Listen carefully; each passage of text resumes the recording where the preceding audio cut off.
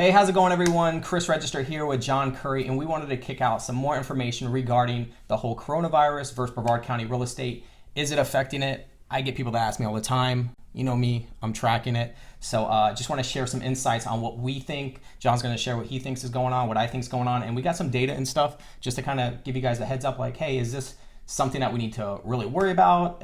Is it short term? Is it long term? Is it going to be a long term effect, or is it going to be short term? So, John, what's on your mind? Like, what are you thinking? Like, what do you think's messing with the Brevard County market? Is this affecting the Brevard County market? I mean, my original thought was when this happened, I was like, you know what, not a big deal. Interest rates went down, which helped us. We talked about that the last video we did, and so that was kind of the balance, right? It was the spike in the coronavirus, and then the interest rates went down, so that kind of balanced each other out.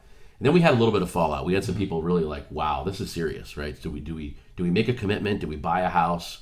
You know, I think the people that are stretching a little bit and maybe, you know, purchasing that house that's maybe a little bit uncomfortable, or maybe that investment property that was a little outside the box for them, you know, there's definitely been some pullback on that. We've had a few contracts that have fallen out.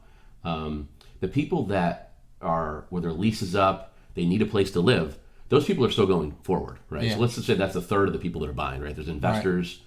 There's people that need a house, yep. And then there's the people that are looking for vacation homes, right? Second homes, yeah. Vacation homes, we're not going to sell anything right now, right? Right. Agreed. Right. The investment stuff, I think people are still looking. I listed 27 apartments on Friday, and my phone's been ringing off the hook, right? I've got a bunch of showings this week, so, you know, obviously because people are looking for shifting money into the real estate business, right? So that's always going to be there. Yeah, and you got a closing this week, right? I do. All right, I got a closing this week, so just to let the audience know, like, there's people are closing. Deals are still closing. We've got several closings. Yeah.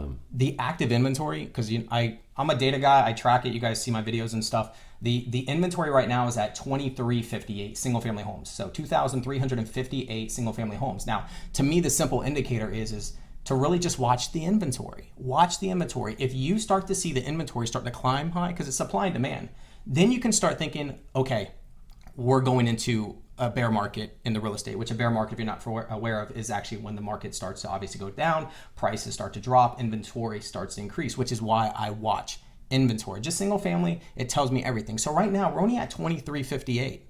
If you go back to 2008, when like the market was going to crash, well, when it did crash, right before it doubled. So if you see the inventory pretty much double, then that's a sign like, hey, it's we're going into a bear market. I personally feel this is going to be short-lived. And here's why, because I obviously have graphs and charts and stuff, whether you guys like this or not. So I'm going to pull up this unemployment rate chart right here in front of you guys. And if you can see here, you can see that that 2008 crash, you can see that the unemployment rate went up right there, right?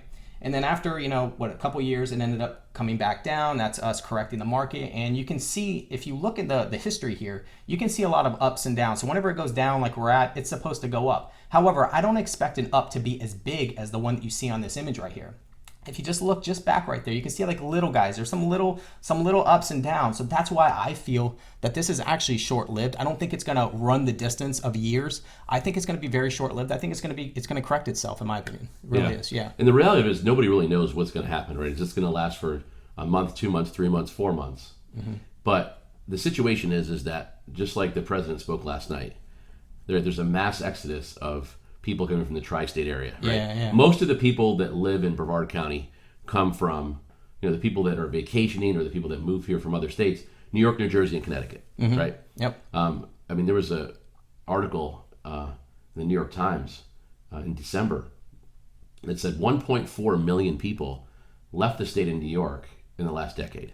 All right. Yeah. And most 23% of those people came to the state of Florida.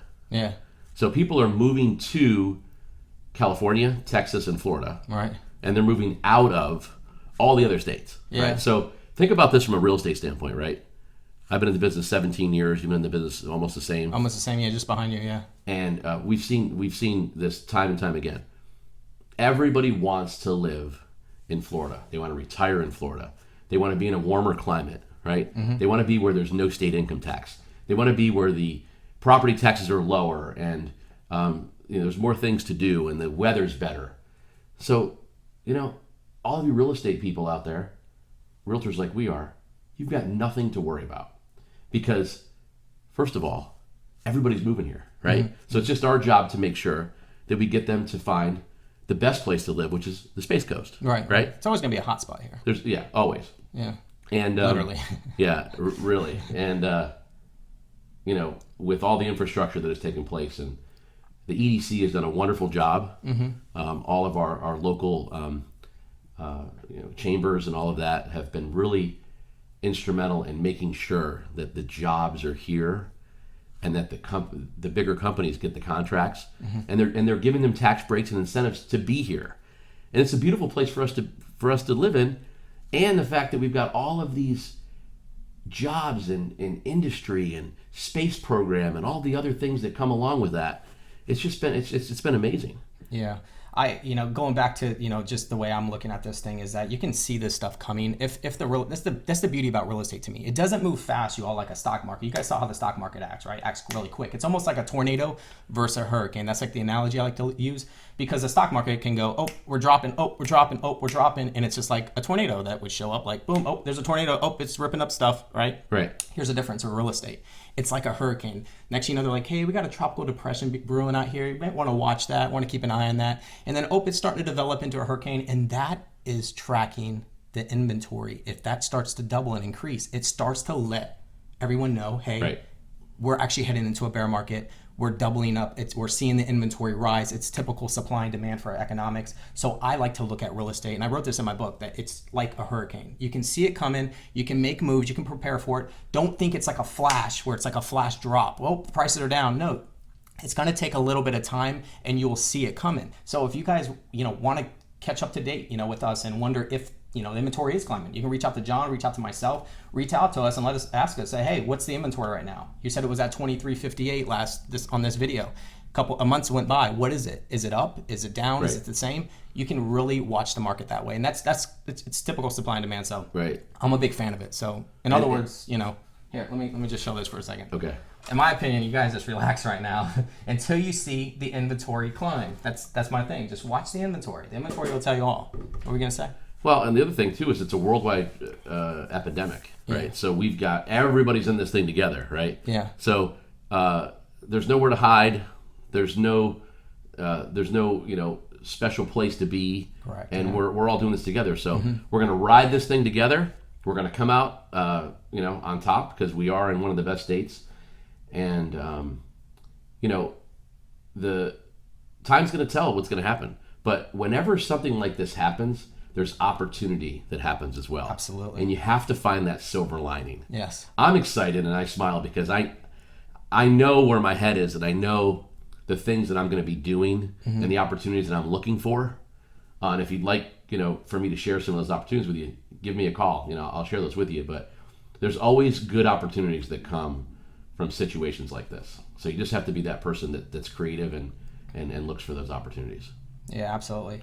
So other than that, the last thing I wanted to mention was I like to talk about investments. I'm not a financial advisor, so this is not financial advice. But whenever you're investing in something, let's say the economy is coming down. So let's say you have money in stocks, commodities, and then also real estate, right? And let's say they both get pulled down. We already saw stocks that could take the hit. And let's say real estate took the hit. The difference between the two, which is why I'm always going to be a big fan of real estate being number one, which is why it is number one per statistics.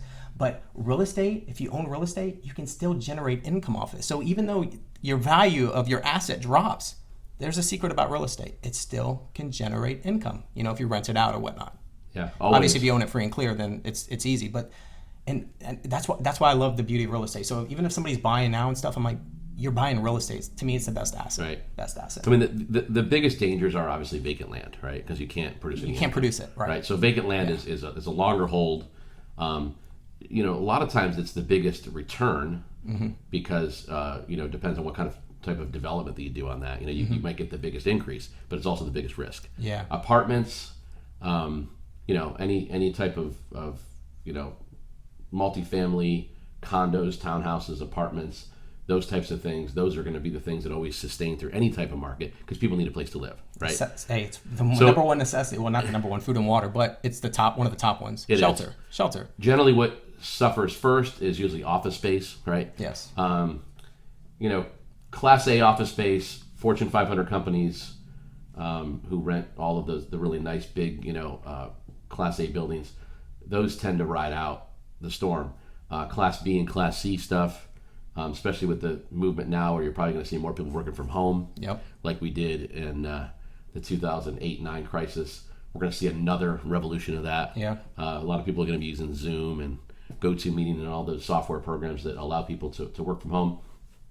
So office space, in my opinion, is going to soften. Mm-hmm. You're going to see a little bit of a pushback on that. Some of the retail stuff will, obviously, because they're getting hit right now. The front and center stuff will always be rented, but like I said, that B, that second tier stuff, not in the perfect location, just off the beaten path, that's going to suffer a little bit. But also something to consider: if and when the market adjusts a little bit, right? A lot of the investors are looking for 10, 11, 12% on their money, right? Their cap rate, if you will. If you have to lower rents and you go down to 7, 8%, 6%, if that, Right. you're still making 6, 7% Still on making your return on money, money, I know. which is the increase over your In a time where expenses. people probably aren't. In a time where people aren't, right? Right. So it's tried and true that it's always going to be one of the best investments out there. And we're here to answer any of your questions. If you got any questions, give us a call. And anything else, Chris? That'll do it. Appreciate you guys watching. Our information will be at the end of this video. Let's abide by the rules of the authorities. Let's stay inside. Are we supposed to be 6 feet away a little bit? Yeah, you know what? I think if we had a tape measure, Slide about over. 3. So Yeah. let's listen to what they have to say. The government has a plan, and we're going to everybody's going to get out of this thing pretty soon. So we look forward to success in exiting this pandemic soon. Absolutely. Thank you guys for watching. Stay positive, and we'll see you on another video. Bye-bye.